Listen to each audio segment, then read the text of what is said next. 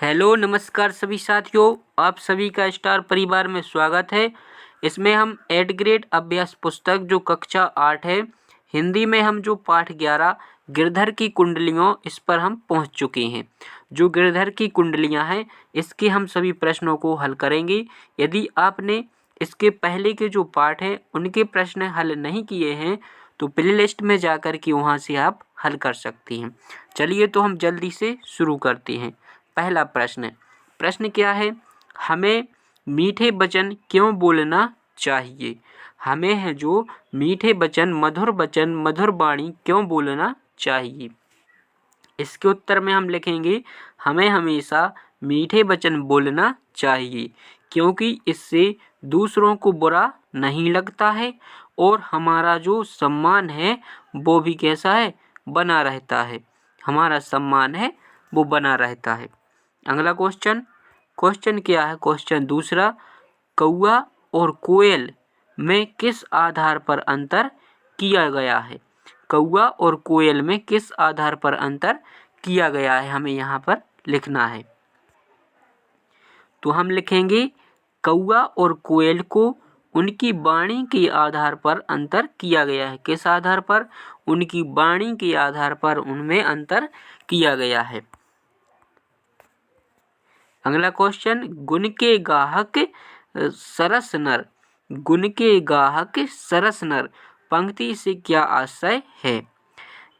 इस पंक्ति का आशय गुणों का सम्मान करने वाले व्यक्तियों से है। इस पंक्ति में क्या है होता है, जो आशय है, इस पंक्ति का आशय है गुणों का सम्मान करने वाले व्यक्तियों से है। अब कोयल की प्रशंसा क्यों की जाती है?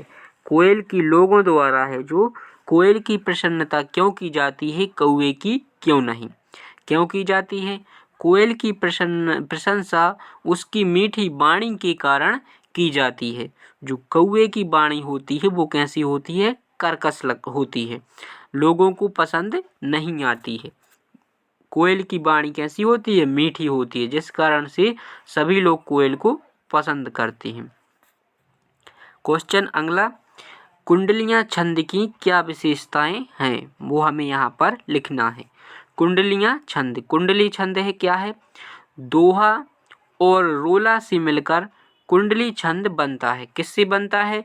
दोहा और रोला से मिलकर है जो कुंडली छंद बनता है। इसमें दोहा का अंतिम चरण, रोला का प्रथम चरण होता है। दोहा का है जो अंतिम चरण होता है और रोला का प्रथम चरण होता है। क्वेश्चन अगला है, क्वेश्चन छठवां क्या है? धन पाकर अभिमान क्यों नहीं करना चाहिए? धन पाकर अभिमान क्यों नहीं करना चाहिए? तो लिखेंगे हम, धन पाकर हमें अभिमान नहीं करना चाहिए क्योंकि धन कैसा होता है? चंचल होता है और एक जगह स्थिर होकर नहीं रहता। वह कैसा नहीं रहता? एक जगह स्थिर नहीं होता। धन का स्वभाव होता है चंचल होता है। अगला क्वेश्चन देखते हैं, गिरधर की कुंडलियां लोक व्यवहार में कितनी उपयोगी हैं? जो गिरधर की कुंडलियां हैं लोक व्यवहार में कितनी उपयोगी हैं? इस प्रश्न का हमें उत्तर लिखना है। तो लिखेंगे, गिरधर की कुंडलियां लोक व्यवहार में अति उपयोगी हैं। कैसी हैं? अति उपयोगी हैं।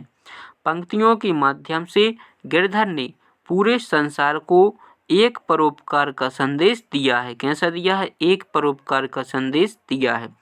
गिरधर जी कहती हैं कि धन का कभी अभिमान नहीं करना चाहिए। धन का हमें कभी भी अभिमान नहीं करना चाहिए क्योंकि यह कैसा होता है? चंचल होता है। और इसी तरह कई सारे उदाहरण देकर गिरधर संसार को एक सीख देने का प्रयास करते हैं। इसके उत्तर में हम इतना लिख देंगे। अब देखिए मूल्यांकन जो प्रश्न है उनको हम देखते हैं। प्रश्न क्या है? कवि ने दौलत का स्वभाव किस तरह बताया है? कवि ने जो दौलत का स्वभाव है वो कैसा बताया है? चंचल बताया है, चंचल। अगला क्वेश्चन देखते हैं, गिरधर की कुंडलियां बीती ताहि बिसारिदे के अनुसार होई बीती सो बीती पंक्ति का आशय हमें बताना है। तो इस पंक्ति के अनुसार गिरधर कहते हैं कि हमें जो बीती बातें हैं, पुरानी बातें हैं, उनको हमें क्या करना चाहिए, भुला देना चाहिए और नई गति, नई उमंग के साथ अपने जीवन में आगे बढ़ना चाहिए। इस प्रकार से इसका आशय हो जाएगा। अगला क्वेश्चन देखते हैं। प्रश्न है, कवि गिरधर की लोक व्यवहार की शिक्षाओं को अपने शब्दों में लिखना है। कवि गिरधर एक प्रेरणा स्रोत बनकर संसार के सभी व्यक्तियों को एक अच्छा संदेश देना चाहते हैं। अपनी कुंडलियों के माध्यम से गिरधर ने लोक व्यवहार की शिक्षाओं को जागृत किया और लोगों तक शिक्षा पहुंचाने का कार्य किया। इस प्रकार से जो इस पाठ के सभी प्रश्न हैं उनको हमने हल कर लिया है। यदि आपको वीडियो पसंद आए तो अपने दोस्तों तक ज़रूर शेयर करें। इसके बाद हम मिलेंगे नेक्स्ट वीडियो में।